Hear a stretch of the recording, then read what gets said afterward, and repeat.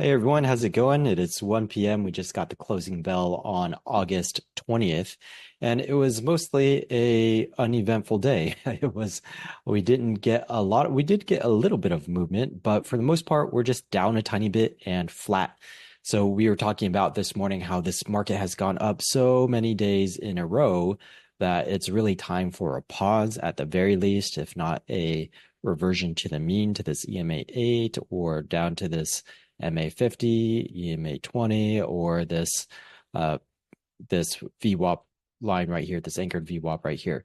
All of them all near the same areas, and it's appropriate now to maybe come back to those levels, but at the very least, chop sideways into the Jackson Hole meeting. So that's probably what we're looking at for the rest of tomorrow. Tomorrow we do have the FOMC minutes, so that could break us out of that. But really, the markets are going to wait for Jackson Hole because the minutes are something that are in the past. That's just what they were saying a couple of weeks ago. It's not something right now. And Jackson Hole is more immediate. So that Jackson Hole meeting and what comes out of it is going to be a lot more important than the minutes that we get tomorrow. But in any case, tomorrow we could get a little bit of volatility because of those FOMC minutes. But really, we're just going to be waiting for that Jackson Hole event on Friday. So I'm expecting just chopping sideways. If the market does weaken, then might come downwards. But I don't think so. This market has been pretty strong, pretty resilient. So absent any real news, I don't think it's just going to fall back down. So the biggest potential for that news is Jerome Powell saying something to indicate that we shouldn't expect 50 basis points, or we might even shouldn't expect anything at all in September. So let's see where the market thinks. Okay, so we are moving right back towards 50 basis points. That's really interesting.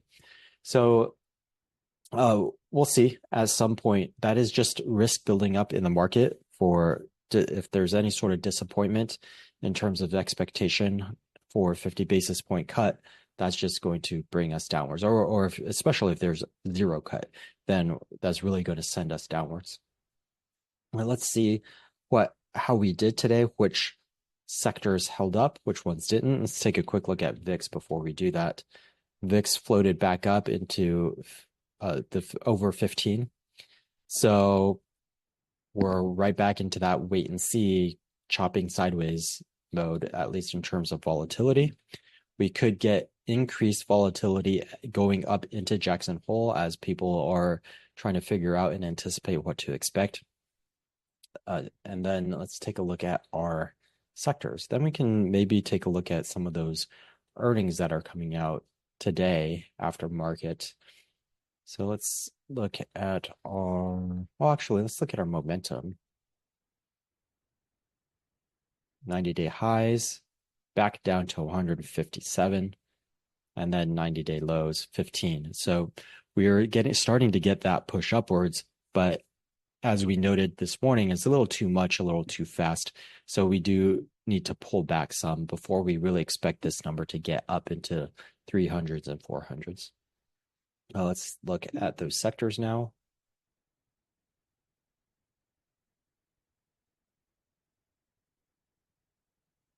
And see how we did today. So TLT is moved up the most. Okay, so that's definitely a flight to safety. Same with XLV, XLP. Yesterday, we were talking about how the only sectors that really looked kind of good to the upside were XLV and XLP. XLU was on the cusp, XLF was on the cusp, but really it was just XLV and XLP that looked the best, and those are the only ones that are really up here. Yeah, real estate is at 0.07, so it's flat. And then it's interesting to note that gold and silver are up here. Again, defensive assets. Defensive, defensive, defensive, defensive, defensive. Gold was doing well even yesterday. That was one of the clues that, hey, we might be topping out here. Maybe we're not as bullish as we think we are. There's money continuing to move into gold. And let's see what that looks like. Yeah, so we made an all-time high. Yes, all-time high. and then it came down during the day. Looks like some profit taking. If we revert to the mean to this EMA 8, that's probably going to be another good place to go back in. You can see that there's separation. The EMA 8 is separating pretty significantly from the EMA 20. The only thing here is just how sharply upward it's moving, but a pull back to the mean will allow it to flatten out a little bit and then start moving upwards at a more reasonable angle or a more reasonable trajectory. So defensive all day today. We've got flat in real estate and XLC. That's really interesting. Let's take a quick look at both of those. Real estate is still looking great. We just need to pop out of those highs. And then XLC, yeah, same, looking very good. It just needs a little bit of pull. It's just more like the overall market. Just needs a little bit of a pullback and then bounce upwards. Definitely looking better than XLK and SMH. Let's see, SMH never even made it to its MA50. So I'm not too optimistic about a strong upside movement unless we get some positive or some stimulating news out of Jackson Hole, which will bring money back into risk assets like the XLK, the semiconductors. Let's take a look at what happened to XLY today. Yeah, it's just kind of flattening out, and then XRT. A little bit of baby pullback right here. So we'll see what did the worst. IWM. Okay, so that's pretty telling that the one of the most risky sectors is all the way at the bottom. So what we're going to see is if this market is going to pull back instead of chop, then we'll see it pull back first and most in IWM, and then probably in XLK or XLY. So as a hedge for ourselves, we were talking about this morning, well, what do we do? What we do when we have so many days up in a row, and then we're expecting at least a pause or a pullback, we look into what has either relatively weakness or what has relative weakness, or we look at the sectors that will drop first. So what are the highest risk ones? What are the ones that people are going to exit first? That would be an IWM type of stock, a small cap stock.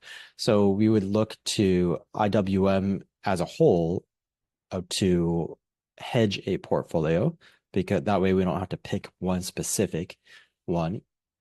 And we would look into individual stocks to offset pairs. So I'm probably going to be looking at some IWM puts to balance out my portfolios, just to make sure I'm not too long, that we can neutralize some things. So IWM is an excellent place to look. And then the other thing that we can do is, well, XLY, that's going to be one of the ones, and XRT, that's going to be one of the ones that really starts to pull back if this market gets into trouble. So we had Lowe's report today, and they reported good numbers on the earnings, not so great numbers on revenue, and can see that they're down 1.2%. Not a huge amount, but this is going to tell us a little bit something about retail. Target, I don't know if they reported yet. Looks like tomorrow morning. TJ Maxx, also tomorrow morning. Ross Stores, in a couple days. So we'll get a little bit more data.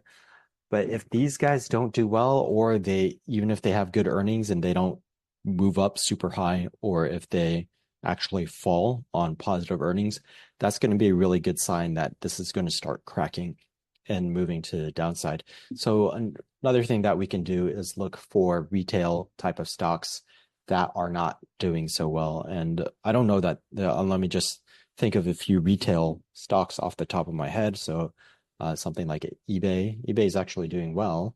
Etsy is not doing so well. So this would be a candidate, actually. This is a nice steady downward slope. And it came up and touched a few key levels, came back down, and now it's back at the EMA 8. So that's a reversion to the mean. This would be a decent hedge. Etsy would be a decent hedge. About Shopify. Shopify, no, I wouldn't use that. It's more of like a very sharp recovery after earnings. So I would be looking at this to pull back to this VWAP and then maybe go long. We would look at the sector at that time to see whether or not it's appropriate to go long. So far, Etsy is looking like a decent uh, uh, downward position, potential hedge or offset to some specific long positions that you might have in your portfolio. Let me just let's take a look. Let's see what Etsy looks like.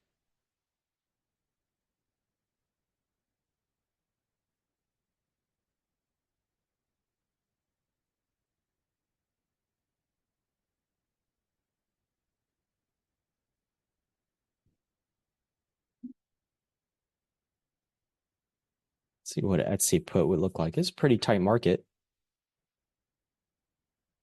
200, 205. It's not bad at all. Let me see. Let's run some new software that I have going on. Let's see if we can get some more insight into Etsy.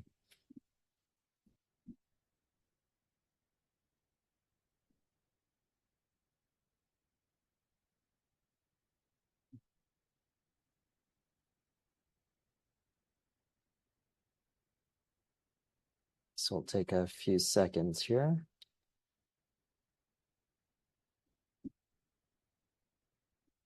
Basically, what I want to see is what the market maker's exposure might look like on Etsy. Okay, so that's running. It should be done pretty soon. But this, if we think of it this way, this is a sell campaign. So at least since December, we've been on a sell campaign and it just keeps getting sold downwards. So what I want to see is if it does come back up, it would probably be an even better place to sell. But right now, how good of a sell is it? Can I expect it to just go right here? Because see what happened over here at the EMA 8 right here? It just went right through and then it came down. And then the same thing happened right here. EMA 8 went right through, then it came down. Same thing. Well, right here it got stopped and it came back down. And then here it just chopped sideways. So in recent history, Etsy hasn't had an amazing track record of holding the EMA 8, which is why I'm digging a little bit deeper. So if I look over here, I have exposure to the downside expiring September 20th at 55. 55, but we're already below 55. So maybe not. Maybe I would pass on Etsy in terms at this moment. So we would find something a little bit better. So what are other ways that we could look at it? Well, we could just take a look at our sectors and go, I want stocks that are in XLY.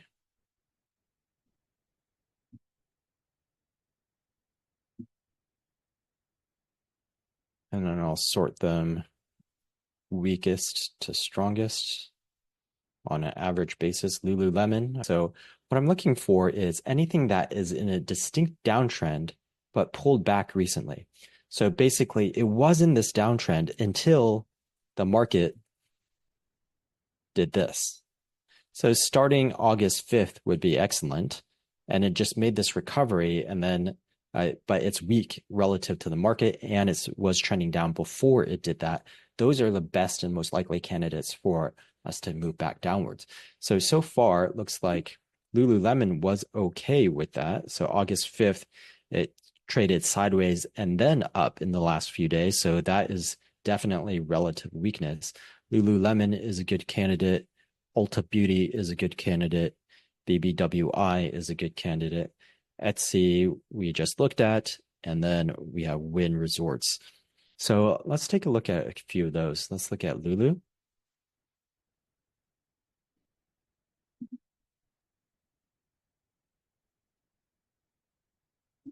Okay, so it moved up and it did make it above the EMA 20. I want to see if there's one that maybe didn't quite make it above resistance. So Let's take a look at BBWI.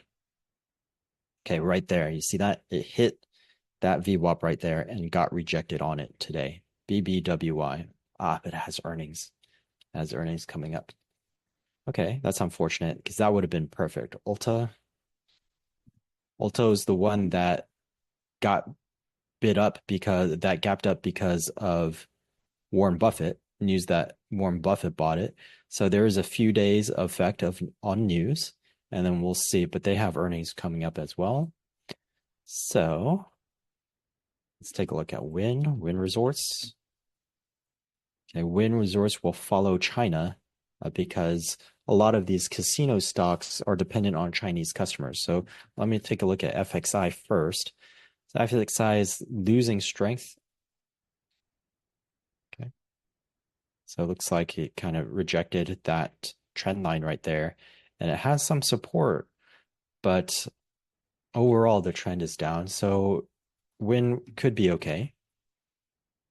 And I like how you see how it's been moved for the most part. A couple times it violated, but for the most part, it touches that EMA 8 and goes down again. EMA 8 goes down there. Here it came through a little bit, but went back down. And then EMA 8 down, EMA 8.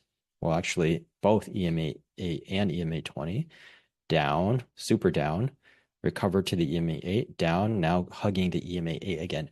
This is what I'm looking for. This looks great. So August 5th, it sort of traded up, but for the most part, it just went sideways and slightly up. And then, so it's definitely relatively weak to the market. So let's go ahead and just see what a put on Wynn Resorts would look like. No earnings, right? We already passed earnings. So I'm liking Wynn quite a bit. And we go a month out because I'm only planning on holding this for a few days. I don't really want to hold it for a long time in this environment, maybe not even up till Friday, Jackson Hole. So I'm looking for something that once it's up here on the EMA 8, it can move down relatively quickly. It's already been here for 4 days. So all the other instances, it's moved past it within a couple of days. So 1, 2, 3, 4 down. Okay, so that was the longest one. 1, 2, 3, 4 down. So 4 days. It looks like it was about its limit in recent times. So I'm comfortable doing this. So I look for probably an at the money. So let's go ahead and price that out in option strat.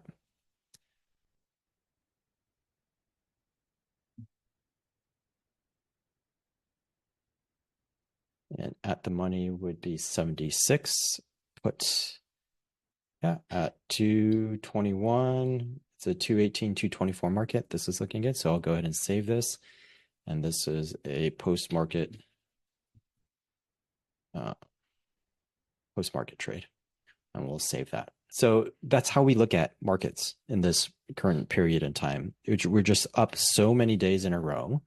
We have a high potential of chopping or pulling back, probably a little bit higher potential of chopping. But we took a sector that is not necessarily relatively weak at the moment, but if we do get a breakdown, it will break down hard. And then we have a stock that is already in a downtrend and never really participated in that upside move over the last couple of weeks. So if the market does come down, then our expectation would be that Wynn comes down very, very quickly.